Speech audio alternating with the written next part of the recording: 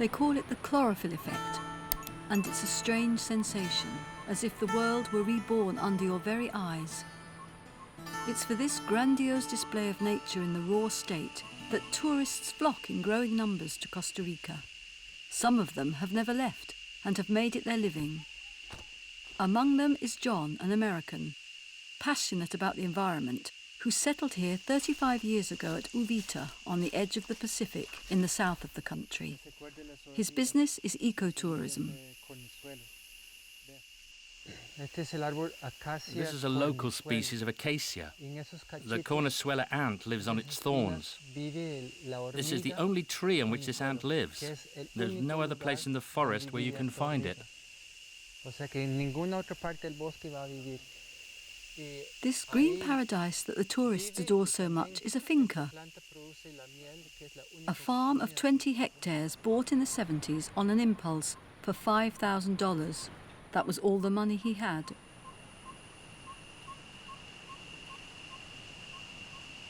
When I bought this land, it was like that. The previous owner had already cut everything down. There were no trees left. There was grazing land. And then there were trees. I decided to leave them in place. Because that's why I came here, for the forest. The forest is the greatest treasure that they have here.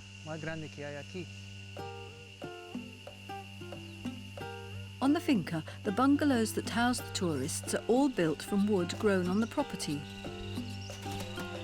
The same goes for everything from the garden.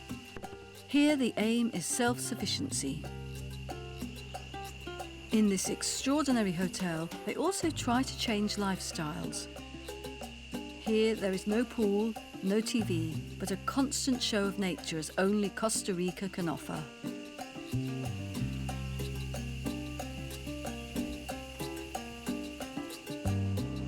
With a little luck, in the same day you can see dolphins, turtles and whales. It's for this type of holiday that travellers from the four corners of the world flock all year round to the smallest country in Central America.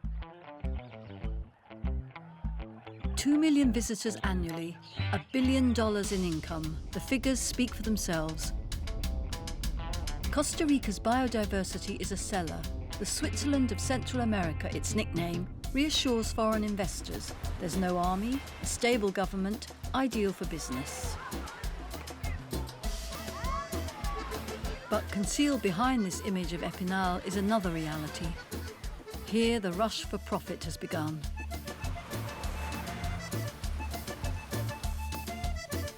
To see that, you just need to leave San Jose, the capital, and go to the coastal resort of Jaco, 3 hours drive away.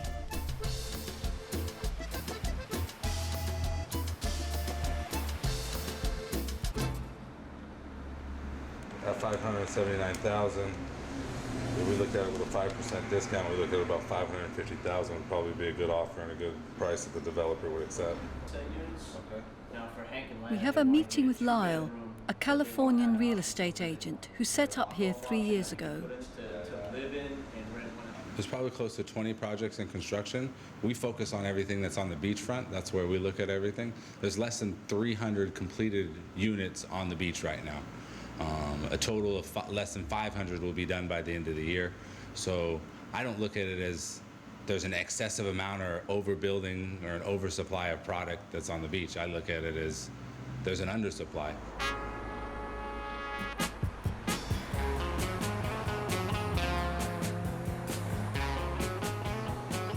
Jaco is Costa Rica's ultra-American shop window, where everything is paid in dollars. The geography of the city is disconcertingly simple. A beach, a shopping street, and apartment buildings sprouting up like mushrooms. Barely 3 years ago, the roads weren't even paved, but since then, the real estate pioneers have arrived. Nicaraguan workers for American buyers.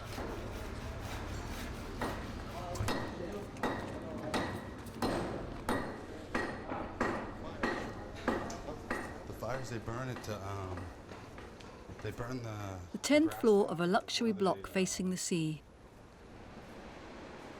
Lai's client already owns property in Jaco. but he's looking to invest further. They can't shop? I can't figure it out. This view is The Jaco area here is going to develop very, very quickly, as you can already see. And I think it's a good investment, better than I can find at most other places in the world right now because of the future potential of ecotourism in the world. Ecotourism, that magic word again, but this time with a North American flavour. In the next 15 years, I won't be able to probably see those buildings right there in front of me because there'll be another building right here in front of this one. I probably won't be able to see those buildings either because there'll be buildings everywhere. This is what people are buying is the view. In 15 years, I think it'll be more like Hawaii. Today, Jaco has an appearance of France's Côte d'Azur or the Costa del Sol in Spain. The big difference is that here the local authorities have not built a single water purification plant, and the height of the buildings is left to the promoter's discretion. In addition, you need only wait for nightfall to realise that other businesses have set up in town. Today, in the land of biodiversity, they're starting to sell their bodies and white powder.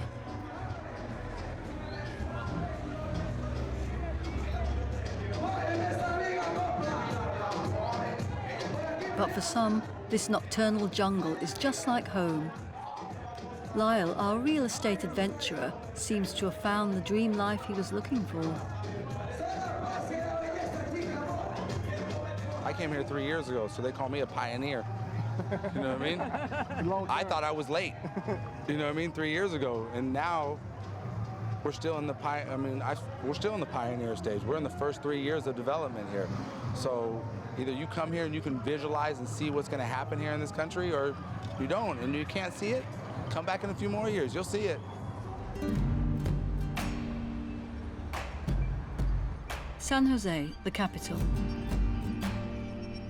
To combat corruption and the failure to respect the laws regulating the natural domain, the state has set up a tribunal responsible for questions related to the environment. Its new president is called Joselino Chavez. They've nicknamed him the Green Judge. In less than a year, this man and his team have carved out a fine reputation for themselves. All by themselves, they have brought 460 cases and imposed $2 million in fines. Something never before seen in this country. Cutting a private road with earth embankments and loose soil, illegal felling of timber in a virgin forest, building a road through a mangrove swamp, another road, building houses in the area of watercourse. We've lots of different things. It's very varied.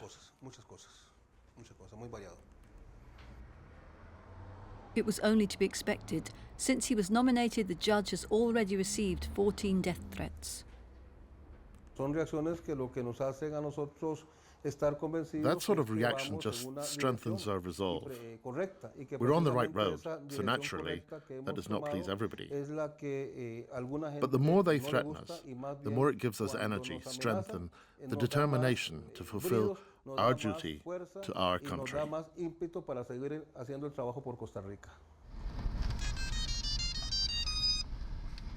Yes, yeah. We're coming. Are you there?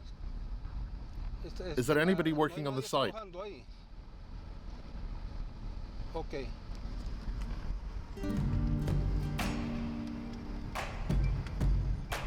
Another tour of inspection in the field. First stop, Tamarindo in the Guanacaste, in the west of the country. This pearl on the edge of the Pacific was discovered by surfers 20 years ago. But since then, airbeds and beach rugs have made their appearance.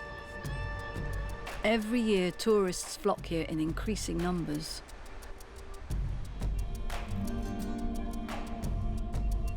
Tamarindo's big attraction is its marine nature reserve that stretches for several kilometres along the coast. Here they protect the leatherback turtles. They come to lay their eggs on the beaches, beyond which the real estate juggernaut advances day by day. It has become a strategic battleground.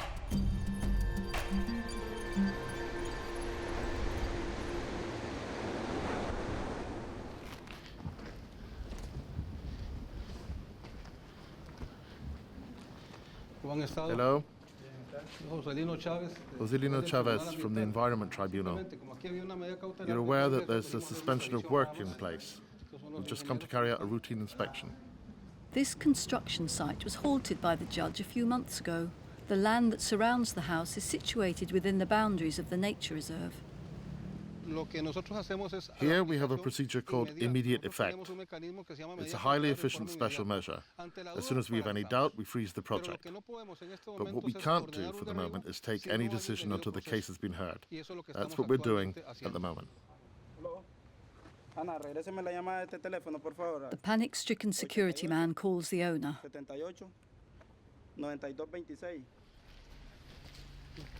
Who's this? It's the owner.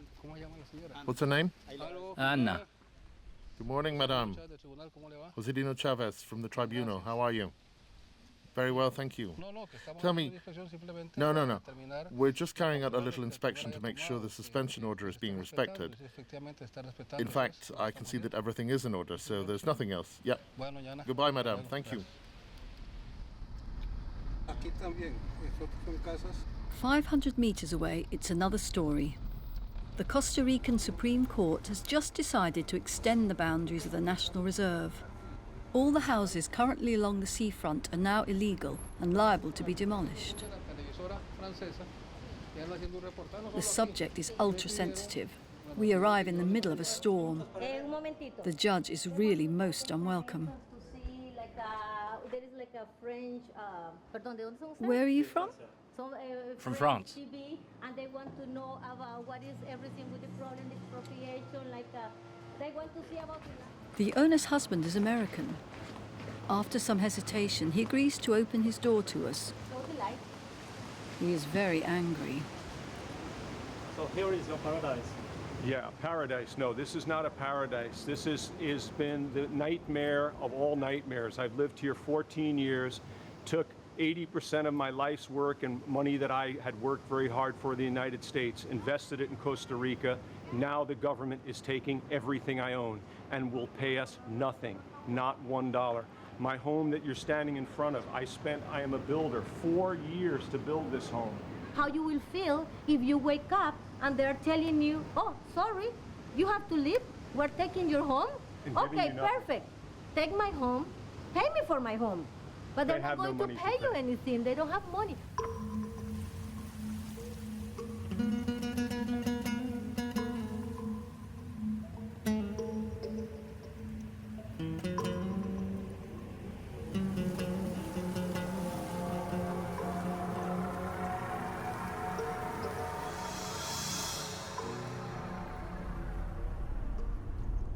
If Tamarindo is in the sights of the law just now, it is because this little Far West has also grown too quickly. Too much money, too much speculation, and too much corruption. As in Jaco, they get around the planning laws with no problem. Officially, buildings must not exceed 3 stories. Well, what do you think? Do you think it's pretty? Look at this building. It's got 7 or 8 floors. It's a monster. The wild real estate fever that has gripped Tamarindo has had a devastating effect on the less affluent families of the village. Gradually, they are being pushed out. My father owned a property here. It went down as far as there. And all that there, too. Everything that they call the rotunda was ours. My house is still there. And what happened? Oh, one of those things. Some people took advantage of my father's innocence. He couldn't read or write.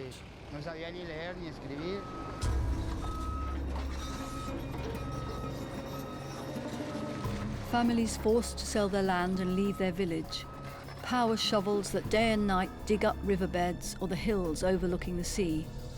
That is the new reality of the paradise of biodiversity.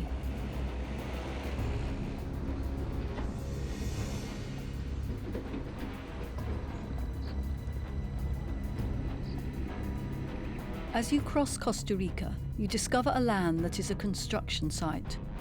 However, faced with this situation, certain inhabitants have decided to put up resistance, notably in the arid region of Guanacaste.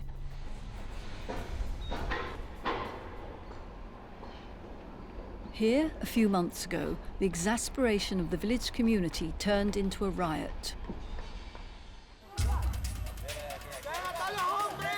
The population of Sardinal took to the streets to protest a project that would pump water from a river that supplied their village. The water from Sardinal was to be diverted to supply construction projects on the coast 10 kilometres away.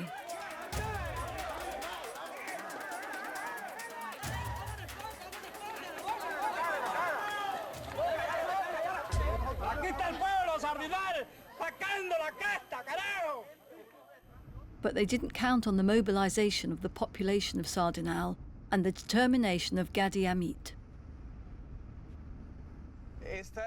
That there, where it's fenced off, is a planned golf course.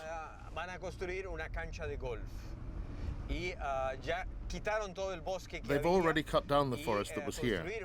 They're going to build a golf course where there's no water for 6 months of the year. It's totally crazy, it's surreal. It's not even viable. It'll waste a huge amount of water. This Don Quixote of the environment is fighting on all fronts. After several months of struggle and process, he succeeded in freezing the plan to divert the water of Sardinal. This reservoir was supposed to receive 250,000 square metres of water. It remains desperately empty. The water from this reservoir was intended for projects such as this complex that belongs to a major real estate company. The land here is theirs, they own it. They built all these houses, but today they have no water supply, so their construction is illegal. You're not allowed to build if there's no water.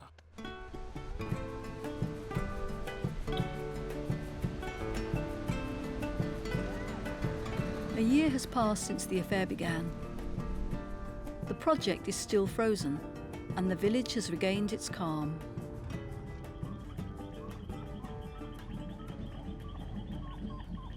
But the old folk who also threw themselves into this unlikely struggle remain vigilant, because the battle of Sardinal is not yet won. The case is still to be ruled on. This isn't sharing water. It's drying up Sardinal's groundwater reserves to supply a project down there on the coast. You can't rob Peter to pay Paul. You don't do that. Yes, but the future here is tourism. No. Tourism is not the future of Sardinal.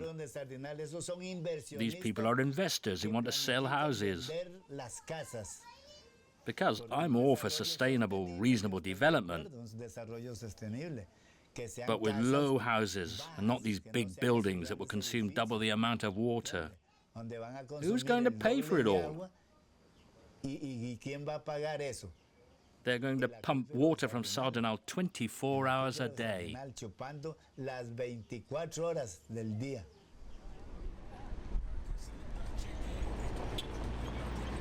Night has fallen over Tamarindo.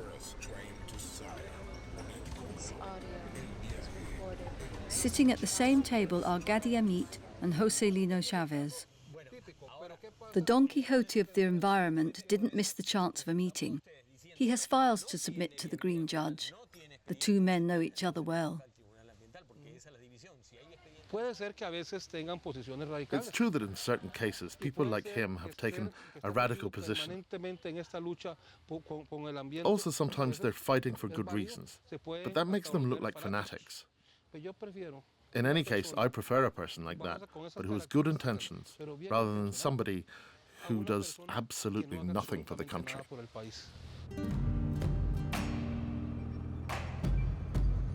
On the way to the south of Costa Rica. Here there's no shortage of water. On the contrary, the Osa region that we're flying over reveals another threat to the natural environment. Judge Chavez gazes in astonishment at a projected development of 400 houses. The forest has been cleared to make way for roads. The earth is laid bare. The latest torrential downpours have already begun their irreversible process of erosion.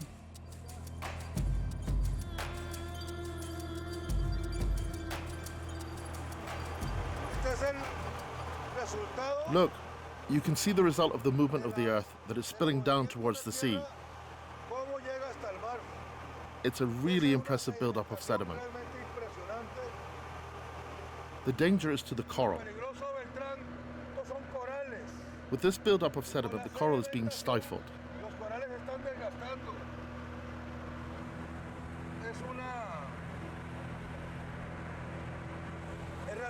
It's really appalling.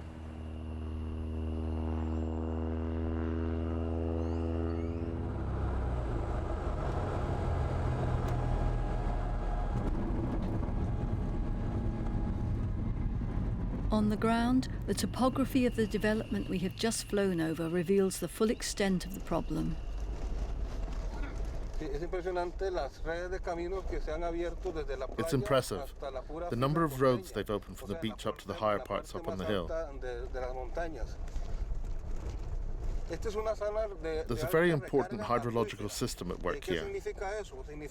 That means that most of the springs that feed the villages in the Osa region have their sources here. But the most serious problem is that these roads cause considerable disturbance to the ecological balance. They've cut the wild animals' territory in two. They can't get through anymore. The work was stopped several months ago by the judge who this time decided to return to the site with an army of specialists. Hydrologists, biologists and geologists will run a fine-tooth comb over the area. For the developer, a Canadian set up in Costa Rica, it's the make or break moment. With his environmental advisor, he's going to try to get the development reopened. Despite an apparent cordiality, the atmosphere is electric, and our presence an embarrassment.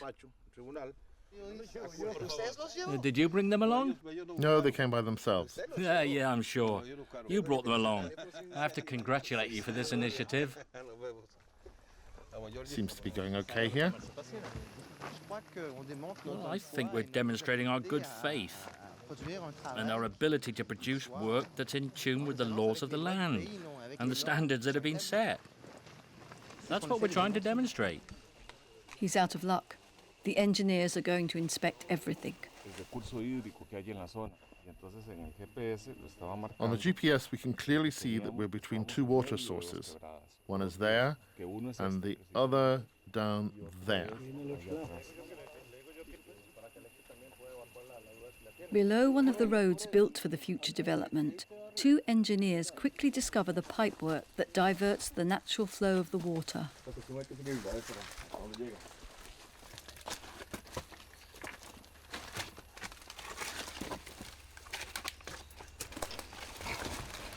Hay vida, ma.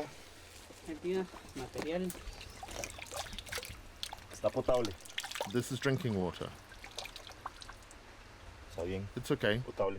It's drinkable. Este es un proyecto enorme, es muy grande. This is really a huge project.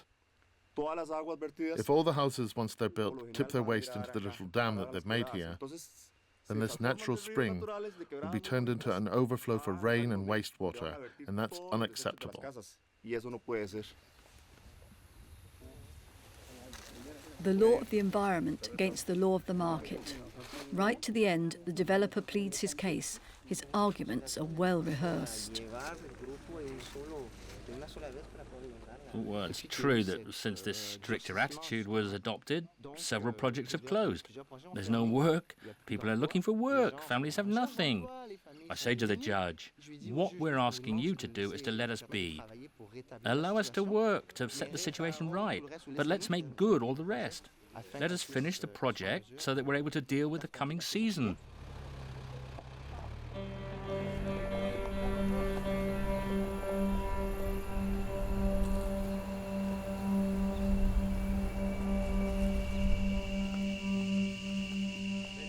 The marathon day for the tribunal continues in the middle of a forest that is 1,000 years old. The judge shows us a house of 5,000 square feet under construction. The setting is magnificent. The sea view is unbeatable. There's just one problem. No building permit was ever issued. What's going to become of this house? The procedure is to demolish it or leave it as it is and let nature take its course. We'll follow our engineer's advice. Will somebody live in this house one day? Certainly not. Are you sure? Yeah, 100%.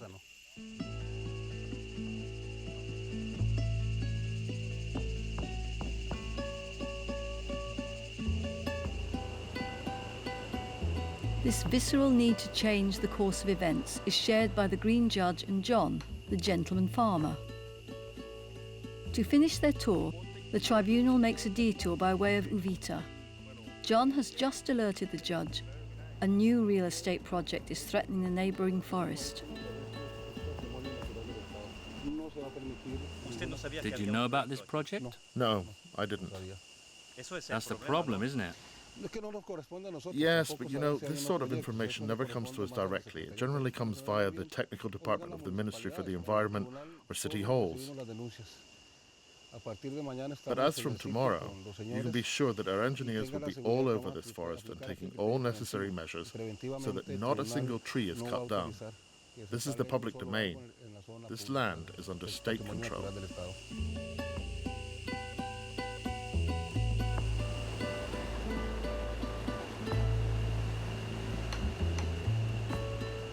The judge has already left for the capital and his caseload, leaving John with his hope and his fears.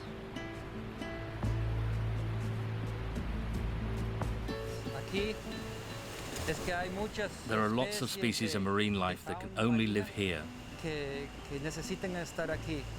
The coast is entirely virgin, and it would be a crime to cut this forest down.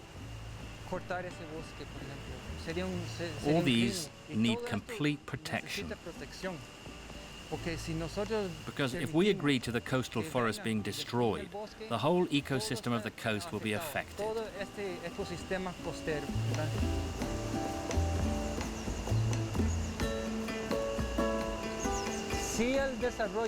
I believe that if they continue with this development the way it's going now, then everything will be destroyed very quickly.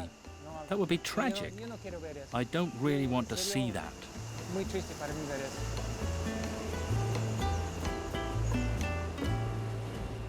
Will Costa Rica's exceptional biodiversity survive fresh commercial appetites? A big question. The stakes are enormous.